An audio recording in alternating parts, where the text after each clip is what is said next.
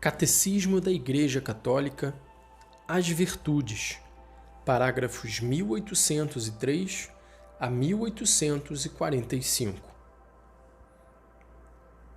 Quanto ao mais, irmãos, ocupai-vos com tudo o que é verdadeiro, digno de respeito ou justo, puro, amável ou honroso, com tudo o que é virtude ou louvável.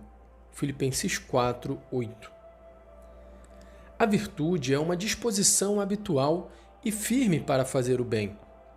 Permite à pessoa não só aplicar atos bons, mas dar o melhor de si. Com todas as suas forças sensíveis e espirituais, a pessoa virtuosa tende ao bem, o procura e o acolhe na prática. O objetivo da vida virtuosa é tornar-se semelhante a Deus. As virtudes humanas. As virtudes humanas são atitudes firmes, disposições estáveis, perfeições habituais da inteligência e da vontade que regulam nossos atos, ordenando nossas paixões e guiando-nos segundo a razão e a fé. Propiciam, assim, facilidade, domínio e alegria para levar uma vida moralmente boa. Pessoa virtuosa é aquela que livremente pratica o bem. As virtudes morais são adquiridas humanamente. São os frutos e as sementes de atos moralmente bons. Dispõem todas as forças do ser humano para entrar em comunhão com o amor divino. Distinção das virtudes cardeais. 4 virtudes têm um papel de eixo ou dobradiça, que em latim se diz cardo, cardinis. Por esta razão, são chamadas cardeais. Todas as outras se agrupam em torno delas. São elas a prudência, a justiça, a fortaleza, a temperança. E se alguém ama a justiça, saiba que são frutos da sabedoria as virtudes. Ela ensina a temperança e a prudência, a justiça e a fortaleza. Sabedoria 8, 7. Estas virtudes são louvadas sob outros nomes em numerosas passagens da Escritura. A prudência é a virtude que dispõe a razão prática a discernir, em qualquer circunstância, nosso verdadeiro bem e a escolher os meios adequados para realizá-lo. O homem precavido atenta para os passos que dá. Provérbios 14, 15. Vivei com sensatez e vigiai, dados à oração. 1 de Pedro 4, 7. A prudência é a regra certa da ação, escreve Santo Tomás, citando Aristóteles. Não se confunde com a timidez ou o medo, nem com a duplicidade ou a dissimulação. É chamada auriga virtutum, cocheiro, isto é, portadora das virtudes, porque conduz às outras virtudes, indicando-lhes a regra e a medida. É a prudência que guia imediatamente o juízo da consciência. O homem prudente decide e ordena sua conduta seguindo este juízo. Graças a esta virtude, aplicamos sem erro os princípios morais aos casos particulares e superamos as dúvidas sobre o bem a praticar e o mal a evitar. A justiça é a virtude moral que consiste na vontade constante e firme de dar a Deus e ao próximo o que lhes é devido. A justiça para com Deus chama-se virtude de religião. A justiça em relação aos homens nos dispõe a respeitar os direitos de cada um e a estabelecer nas relações humanas a harmonia que promove a equidade em prol das pessoas e do bem comum. O homem justo, tantas vezes mencionado nas Escrituras, distingue-se pela habitual correção de seus pensamentos e pela retidão de sua conduta para com o próximo. Não favoreças o pobre, nem prestigies o poderoso. Julga o próximo conforme a justiça. Levíticos 19, 15. Senhores, tratai com justiça e equidade os vossos escravos, sabendo que vós também tendes um Senhor no céu. Colossenses 4, 1. A fortaleza é a virtude moral que dá segurança nas dificuldades, firmeza e constância na procura do bem. Ela afirma a resolução de resistir às tentações e superar os obstáculos da vida moral. A virtude da fortaleza nos torna capazes de vencer o medo, inclusive da morte, de suportar a provação e as perseguições.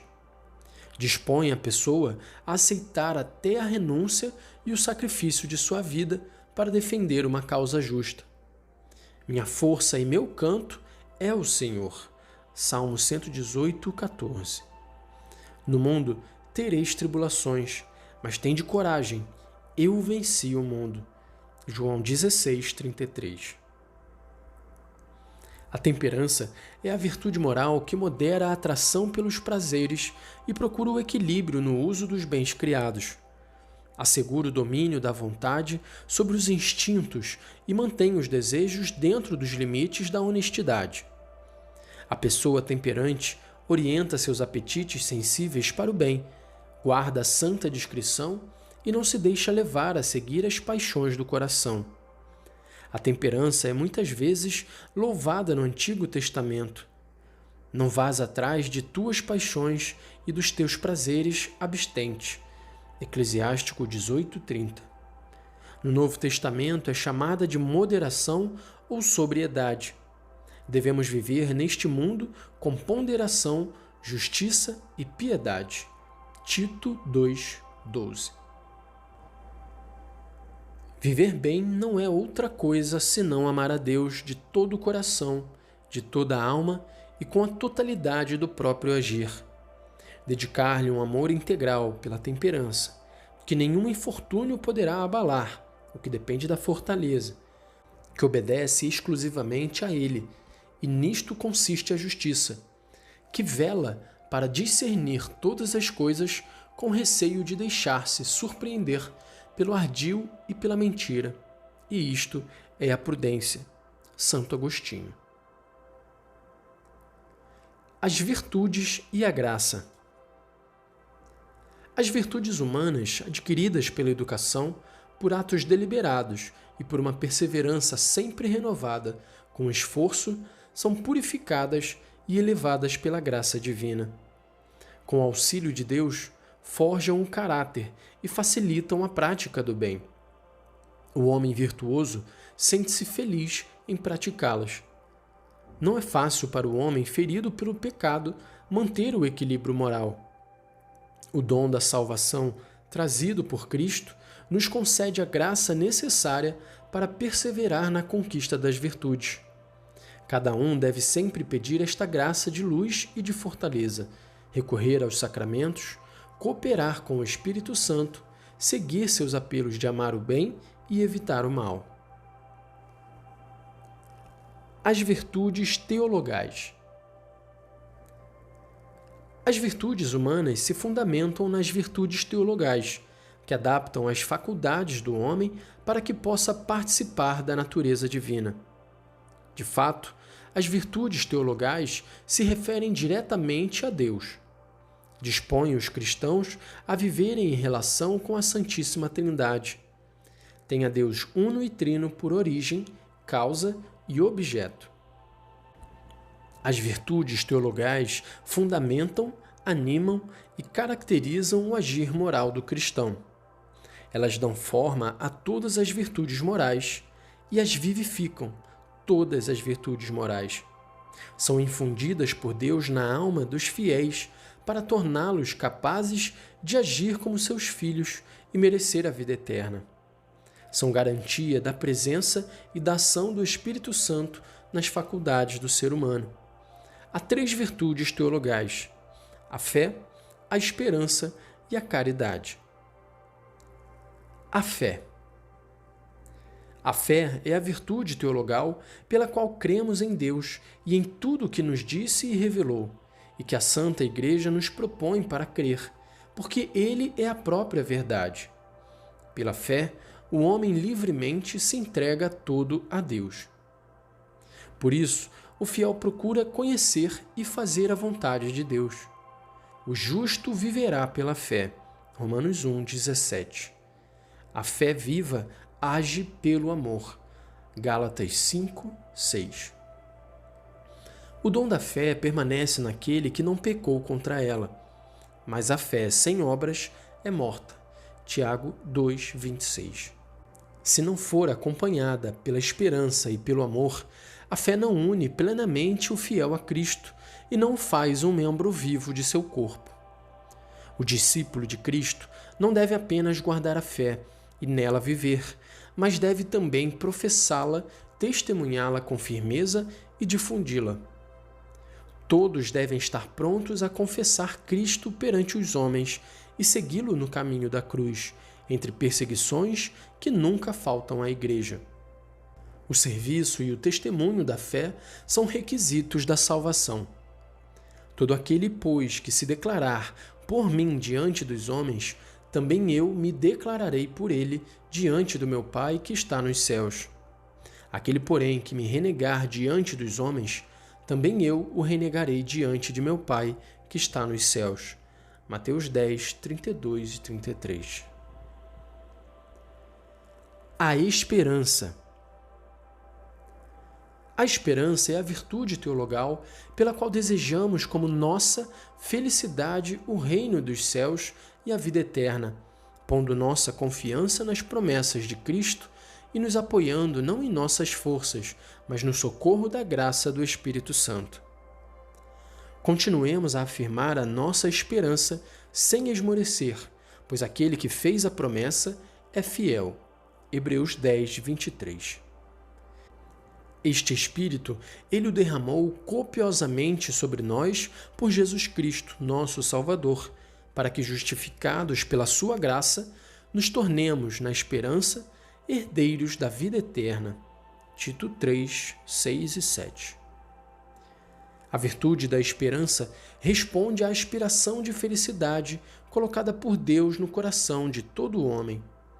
Assume as esperanças que inspiram as atividades dos homens, as purifica para ordená-las ao reino dos céus, protege contra o desânimo, dá alento em todo esmorecimento, dilata o coração na expectativa da bem-aventurança eterna.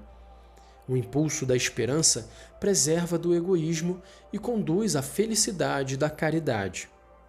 A esperança cristã retoma e realiza a esperança do povo eleito, que tem sua origem e seu modelo na esperança de Abraão, acumulada em Isaque das promessas de Deus e purificada pela prova do sacrifício.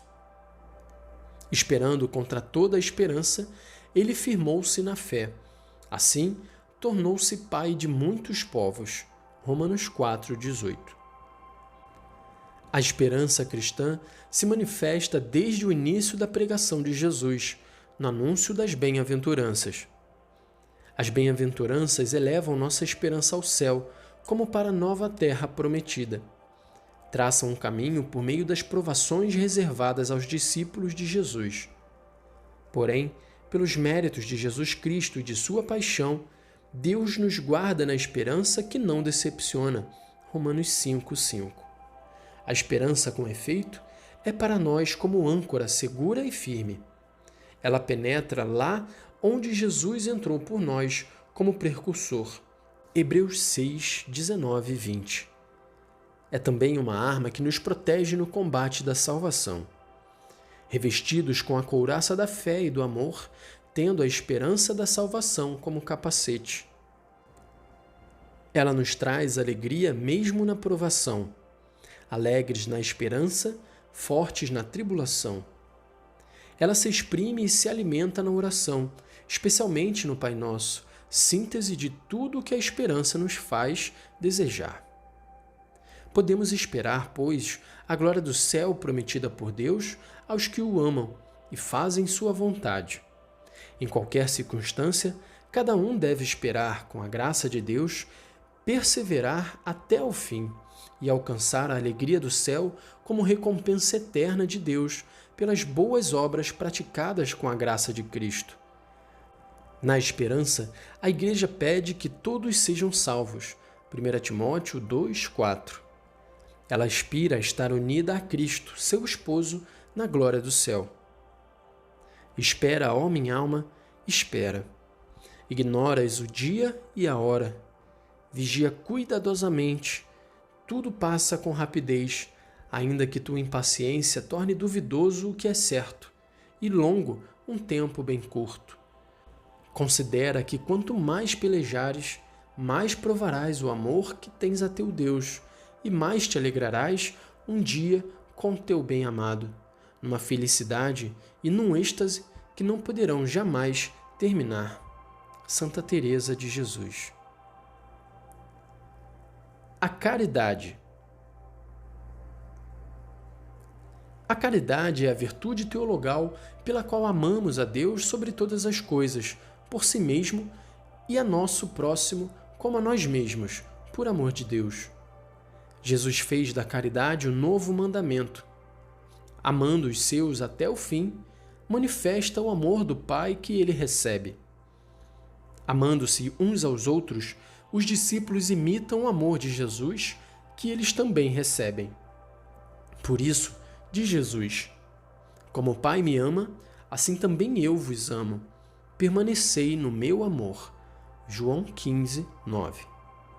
E ainda, este é o meu mandamento: amai-vos uns aos outros, assim como eu vos amei. João 15, 12. Fruto do Espírito e da plenitude da lei, a caridade guarda os mandamentos de Deus e de seu Cristo. Permanecei no meu amor. Se observardes os meus mandamentos, permanecereis no meu amor. João 15, 9 e 10. Cristo morreu por nosso amor quando éramos ainda inimigos. Romanos 5, 10.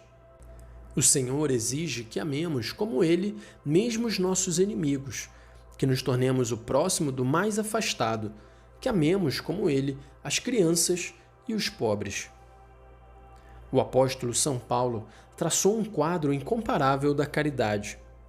O amor é paciente, é benfazejo, não é invejoso, não é presunçoso, nem se incha de orgulho.